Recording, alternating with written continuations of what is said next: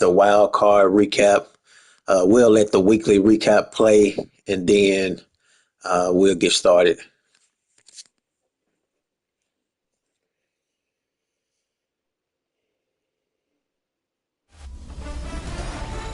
Hi, everyone. Scott Hansen with you, and this is the EA Sports Weekly Recap. Lots to get you caught up on. Why don't we start out in Indianapolis? The Colts at home to take on the Cleveland Browns. And the former rushing champ has still got it, Jonathan Taylor. From there, it's down to the Big Easy in New Orleans. We'll check in on the Saints as they play host to the Tampa Bay Buccaneers.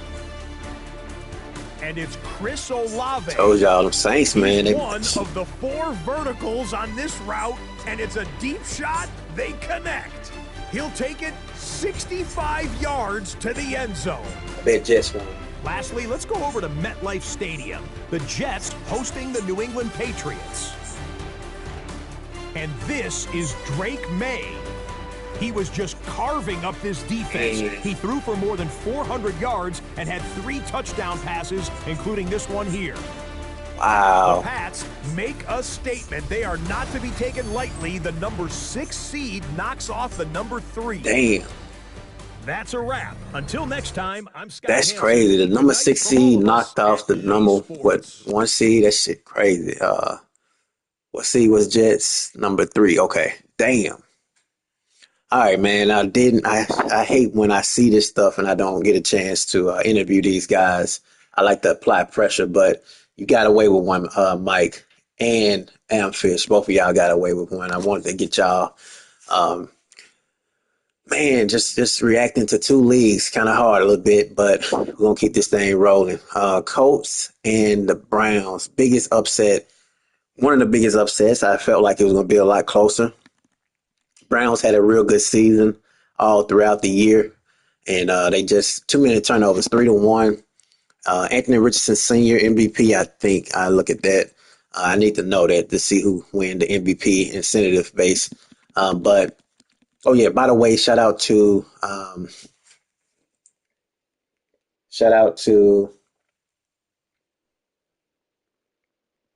Harvey on the $50 donation. That's going to go towards the incentive. So I appreciate you on that. That definitely helps a lot, and it makes the stakes raise along with other things that I want to reward guys on. So when we get help like that from guys around the league, it definitely helps a lot. It helps me a lot for sure. I'm not Warren Buffett, you know what I'm saying, but I'm trying to get like that. My vision is to really make this shit be higher than what it is. So that's my vision. I'm gonna get there. But I appreciate those that appreciate it. Anthony Richardson Sr. MVP, man, he on the MVP season, 3 TDs passing, only 1 interception. Trevor Lawrence just threw way too many interceptions. 3 interceptions, just not a way to get it done. Jonathan Taylor, 228, 4 TDs. He's a league leading rusher. Then he was able to have this A.J. Brown in the trade from last year. Jerry Jeudy played pretty good as well. But they was able to win this game. I think it came down to just great defense. Anytime the opposing team give you the ball 3 times, it's hard to get the job done. So maybe the Browns should have ran more in this game. They was one of the guys that prefer to run. We've been hearing them all throughout the season speaking out about guys knowing how to play the game. He stated that running the ball is how you play the game, and he was held under 100-yard rushing. So on the opposing side of that, the Colts was able to put up 303. And so he also put up 283 in the air as well. So looking at the numbers, you would think that the Browns would have been the one that's leading or up there in rushing, considering some of his statements throughout the year. But unfortunately, that wasn't the case. And obviously, it's more easier said than done when you're playing against Absolution, an opponent that's angry right now. He lost in the NCFL, and he over here in the NFL getting his get back. So they was able to win 56-24. This was a shocker, man. Mike, you caught a break, man. I want to get you on the interview, but Too many turnovers, 2-0. Patriots is for real. They are the underdogs in this one. Don't understand why he didn't give me his information to be a part of the incentives. I mean, who don't want to make a little change? I mean, you take that change and you can do a lot with it. You know, buy you some Starbucks, buy you something to eat, take your little, female out on a little date. Get you a little hotel. Whatever the case is. But I don't know how much the stake's gonna be. Right now, I'm thinking 150, but we may go up higher. We'll see. But the way it looks right now, time of possession, 20-19. Definitely like that. I mean, it's not that big of a difference. It came down to the turnovers. Um, Drake made 3 TDs, no interceptions. Taylor Green had 1 TD, 2 interceptions, just way too many turnovers. The Jets is a young team, considering a rookie quarterback. I guess they benched Justin Fields. Brees Hall had 130, 1 TD, so they were able to get some things done on the run game. Stephon Diggs, 9 receptions, 151, 1 TD. Defensively, as I said before, I just think it came down to these 2 interceptions. So let's tip our head off to these Patriots for getting the job done, man. Didn't expect that. Next up, we had was the Ravens and the Steelers. Ravens won 31-17. Turnover battle was 1-4. Another one of the games that helps us understand that anytime you turn the ball over that many times, you're going to likely lose the game. Just way too many turnovers. Will Howard, 4 interceptions. Um, Baltimore ran the ball okay, decent. Uh, Eric Singleton Jr. was held under 100 yards. Very, very surprised with that. He was one of the top guys as far as rookies go, but been having a great year, and he's one of the guys that I'm looking at for the rookie of the year, because this year I'm going to reward guys that are rookie of the year as well. Defensively, as I said before, there was a lot of interceptions in this one. Baltimore came up with 4, and they was able to win this game. Big reason why they won. So on the AFC side, we have a shocker. The Patriots will be playing against the Chargers, and then we have the Colts against the Ravens. Picking these two, I'm going to say Chargers and Colts. Moving on over here to the NFC side, we had the Saints and we're going to go right here. We had the 49ers and the Seahawks. 49ers won 42-28, 2 possession. This is how you get the job done. I did interview the 49ers, and he stated, appreciate you two, man. Stoked, pumped. We'll answer your questions when I have a bit of time later. In the noise around the neighborhood pipes down. Okay, that's fine. I'm already doing the recap. So if you can't, it's okay. It won't go against your incentive. You know, uh, you communicate with me, man. I'm not crazy. I'm not an ass. You know what I'm saying? One turnover was 1 of 3. Brock Purdy, 2 TDs, 1 interception. Sam Darnold, 2 interceptions. Just not a way to get the job done. Just way too many interceptions. They ran the ball less than 100 yards. Nobody really did too much in this game. I will credit the 49ers' ability to come up with 3 interceptions. Big reason why they won this football game, if you ask me. Um, Cowboys and the Giants. This was a game that got out of hand. It was 24-14 in the first half. Second half, Cowboys was able to make it a game. I mean, it got out to like, let's see, 7, 8, 9, 10, 11. It was 31-14 in the third quarter. But the Cowboys was able to make it a game. I mean, they fought back. They fought hard. Turnovers was way too high. 4 interceptions. I mean, it's a no-brainer. A lot of these games came down to just way too many turnovers.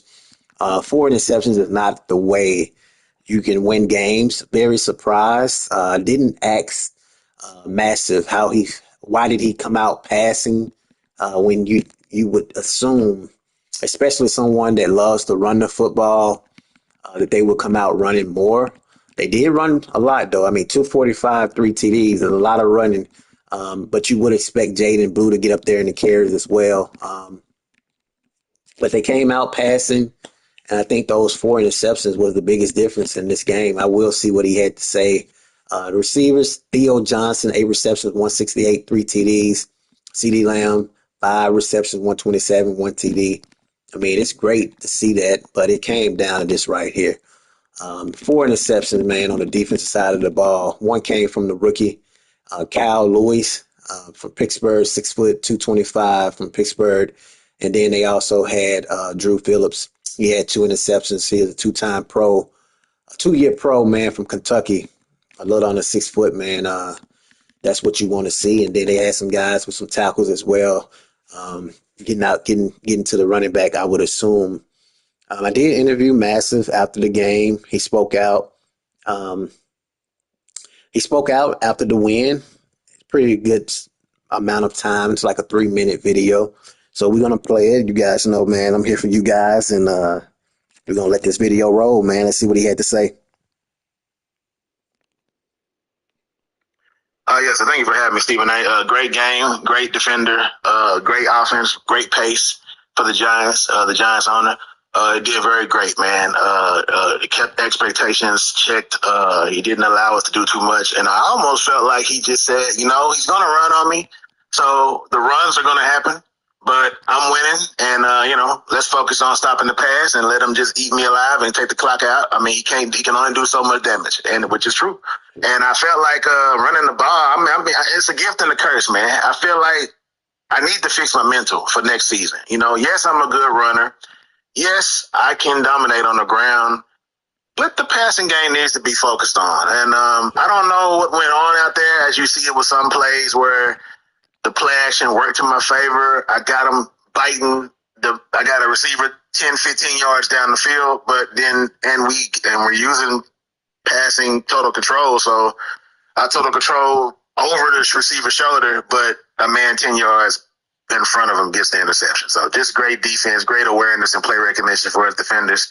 They were all over the place where they needed to be.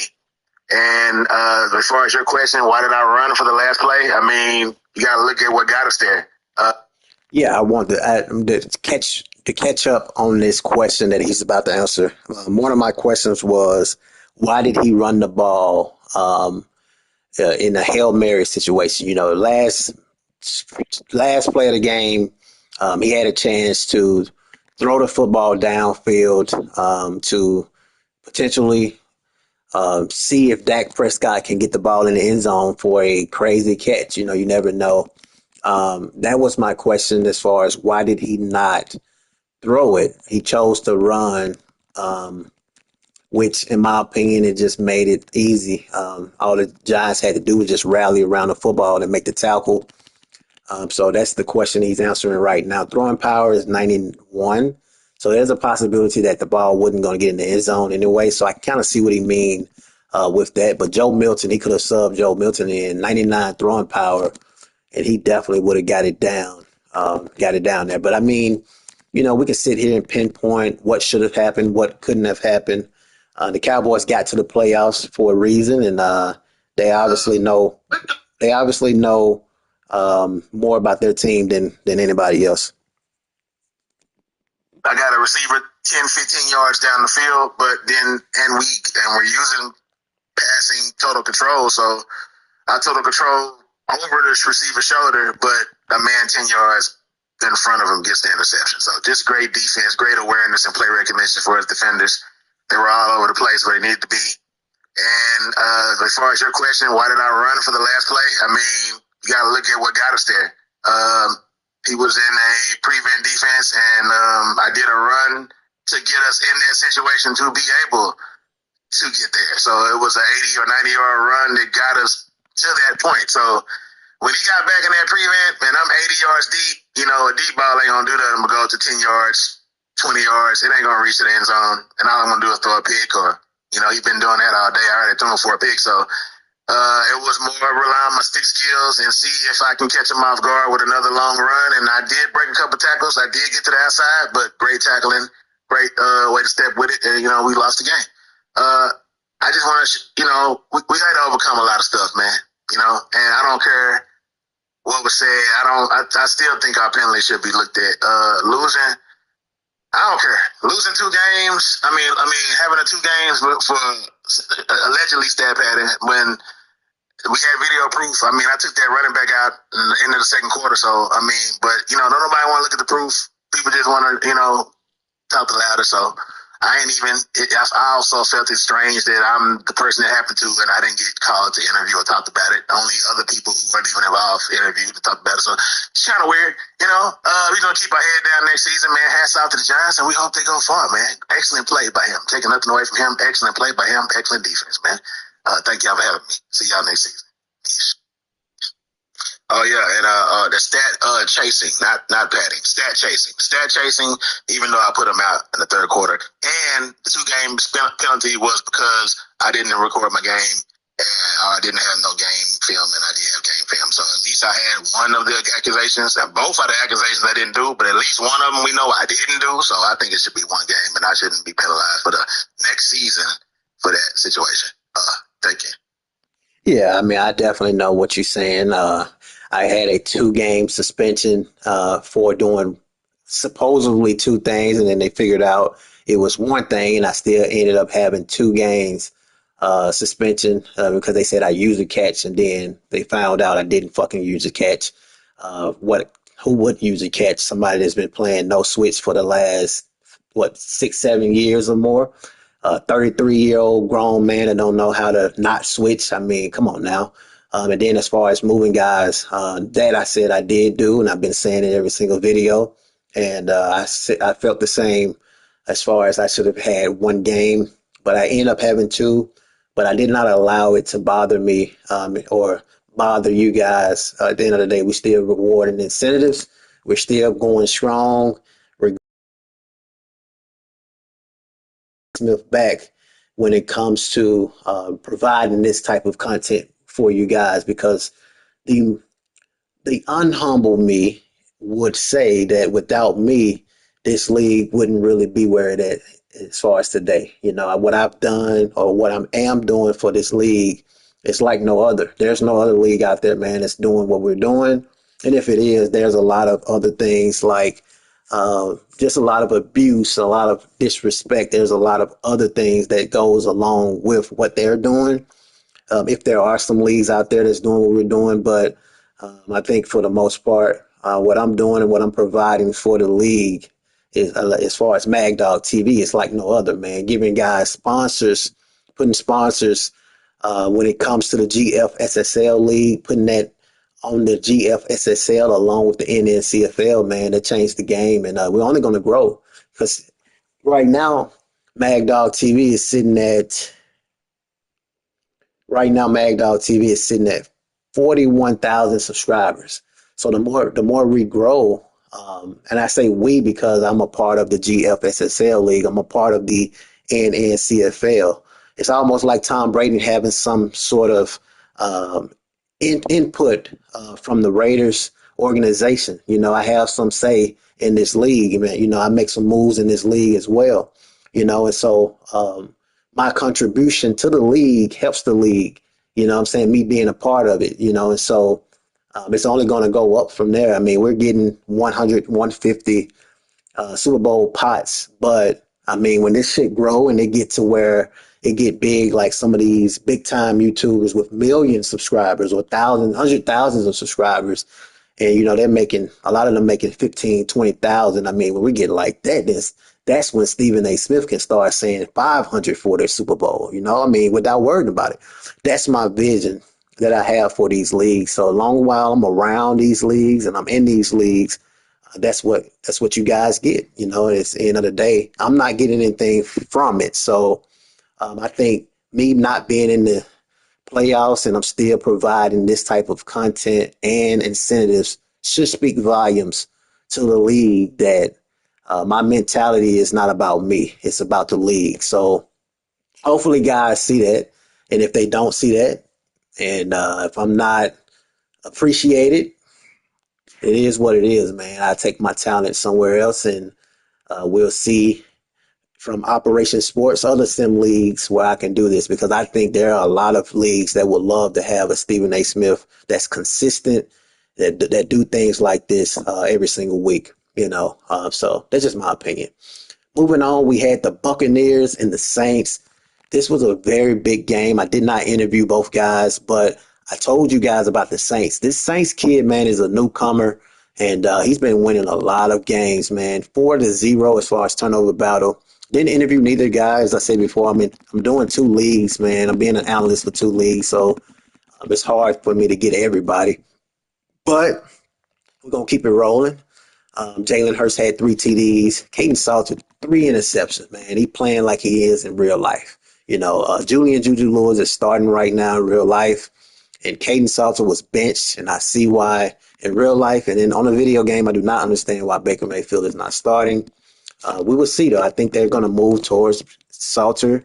Maybe we will see a Baker Mayfield trade in the offseason. Rushing wise, Isaiah Pacheco had 117, 1 TD. Bucky Irvin had 96. Anytime you have 2 guys over 100 yards rushing, it's pretty good, you know what I'm saying? But the turnover is really what it came down to. The Saints was able to come up with 3. That's huge. One of their rookies came up big from Ohio State. He had an interception. They are a young team, man, and they have a very good opponent. The Saints is a team you better look out for. That is for sure. And on the NFC side, you got the Bears and the 49ers. You have the Saints and the Giants. I'm going to take next season. I'm gonna keep up with my picks. I'm just interested to see if I'm able to get them all right. But Saints Giants, I'm gonna take the Saints. I think the Saints he's playing great football. He beat a damn good opponent as far as Rio.